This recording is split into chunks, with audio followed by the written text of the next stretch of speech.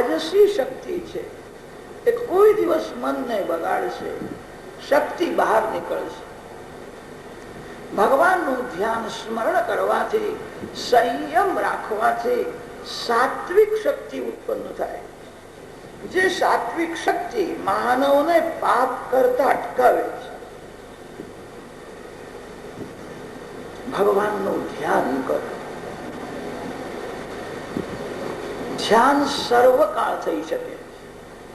રાત્રે 12 વાગે ભગવાનની પૂજા ન થાય.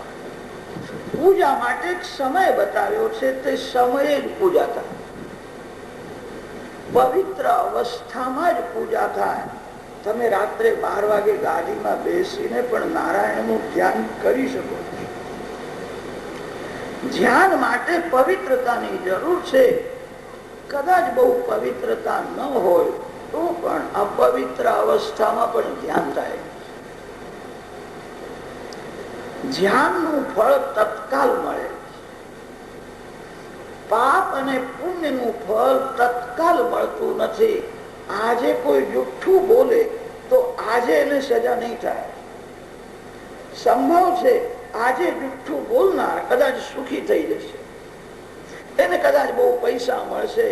આજે જે જુઠ્ઠું બોલ્યો છે એની સજા થવાની છે. વર્ષે થાય, 2 વર્ષે થાય, કે કદાચ બીજા જન્મમાં પણ થાય. પાપ તત્કાલ ફળ આપતું નથી. પુણ્યનું ફળ પણ તત્કાલ મળતું નથી.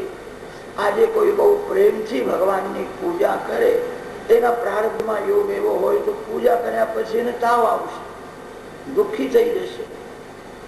પુણ્યનું ફળ તત્કાલ મળતું નથી. પાપનું ફળ કાલાંતરે મળે છે. પરમાત્માનું ધ્યાન એવું છે, જ્યારે ધ્યાન કરો શાંતિ મળશે. ધ્યાનમાં જગતની વિસ્મૃતિ થાય તો ભગવાનનો આનંદ મળે છે. ભગવાનની શક્તિ જીવમાં આવે છે. ભાગવતમાં સિદ્ધાંત રોજ આવશે. ભગવાનનું ધ્યાન કરો અને ભગવાનના નામનો જપ કરો. આ સિદ્ધાંત અનેક રીતે સમજાવ્યો છે. મંગલાચરણમાં મંગલમય પરમાત્માનું ધ્યાન કરવાની આજ્ઞા આપી છે. ઋષિઓએ એવું વર્ણન કર્યું છે, સંસાર અમંગલ છે, પરમાત્મા મંગલમય છે.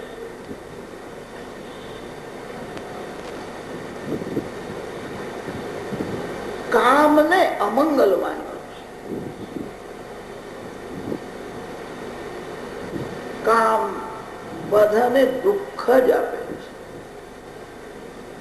કામ કોઈ સ્ત્રીને સુખ આપતો નથી. કામ કોઈ પુરુષને સુખ આપતો નથી. કામ શક્તિનો વિનાશ કરે છે. કામ તનને બગાડે છે. કામ જીવનને બગાડે છે. કામ જ મરણને બગાડે. કામ બધાનો શત્રુ છે.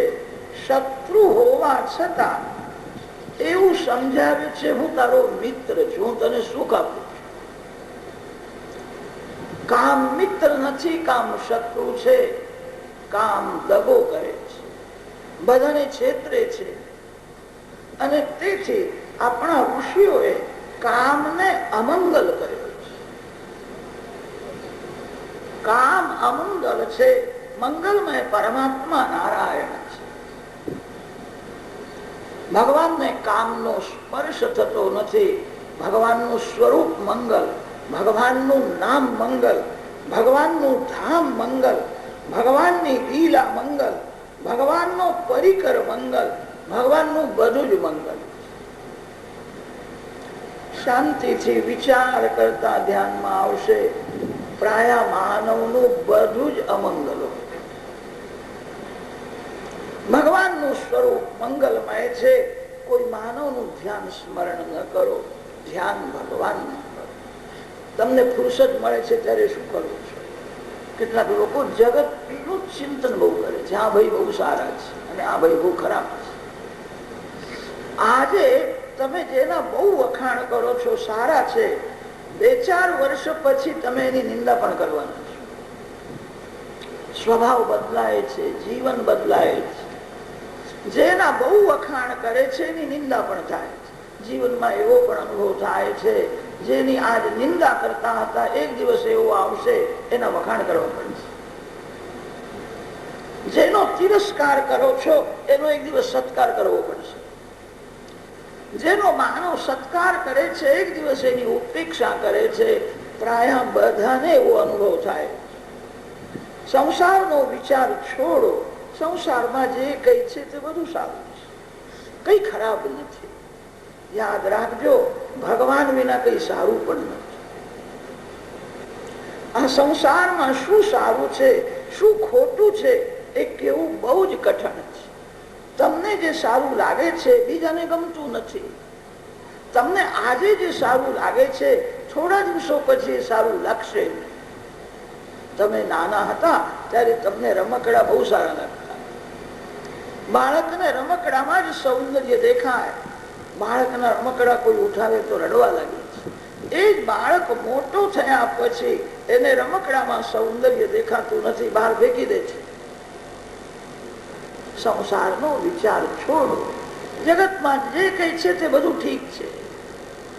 મારા ભગવાન મંગલમય છે. ભગવાન સર્વથી શ્રેષ્ઠ છે. જ્યારે થોડી પણ ફુરસદ મળે ત્યારે સંસારનું ચિંતન ન કરો. કોઈ માનવ શરીરનું ધ્યાન ન કરો, ધ્યાન ભગવાનનું. માનવ કોઈ પણ સત્કર્મ કરે છે ત્યારે સત્કર્મમાં વિઘ્ન આવે છે. સત્કર્મ કરવાથી પાપ બળવા લાગે છે. પાપનો જ્યારે નાશ થાય છે ત્યારે પાપ જ વિઘ્ન કરે છે. કે આ સત્કર્મ ન કરે તો સારું છે. અનેક રીતે પાપ વિઘ્ન કરે છે. આપણા શાસ્ત્રોમાં કોઈ કોઈ ઠેકાણે એવું પણ વર્ણન મળે છે, કોઈ બહુ ભક્તિ કરતો હોય તો સ્વર્ગના દેવો પણ વિઘ્ન કરે છે. દેવોને સહન થતું નથી, આ બહુ ભક્તિ કરશે તો મારાથી મોટો થઈ જશે, મારા માથે પગ મૂકીને ભગવાનના ધામમાં જશે. સત્કર્મમાં વિઘ્ન આવે છે. જ્ઞાનમાં ભક્તિમાં બહુ વિઘ્ન આવે છે. તેથી મંગલાચરણ કરવાની આજ્ઞા આપી છે. ઉપનિષદોમાં પણ મંગલાચરણ આવે છે. શાંતિ પાઠ કરે છે. શન્નો મિત્રશ્યમ વરુણઃ શન્નો ભવત્વર્યમા શન્ન ઇન્દ્રો બૃહસ્પતિ શન્નો વિષ્ણુરુક્રમઃ નમો બ્રહ્મણે. મારા જ્ઞાનમાં, મારા ભક્તિમાં કોઈ દેવ વિઘ્ન ન કરે. જ્ઞાનમાં સ્થિરતા આવે. મારું જ્ઞાન ભૂલાય નહીં. ભાગવતમાં 3 વાર મંગલાચરણ કર્યું. ભાગવતના આરંભમાં વ્યાસ મહર્ષિનું મંગલાચરણ છે. ભાગવતના મધ્યમાં શ્રી સુખદેવજી મહારાજનું મંગલાચરણ છે.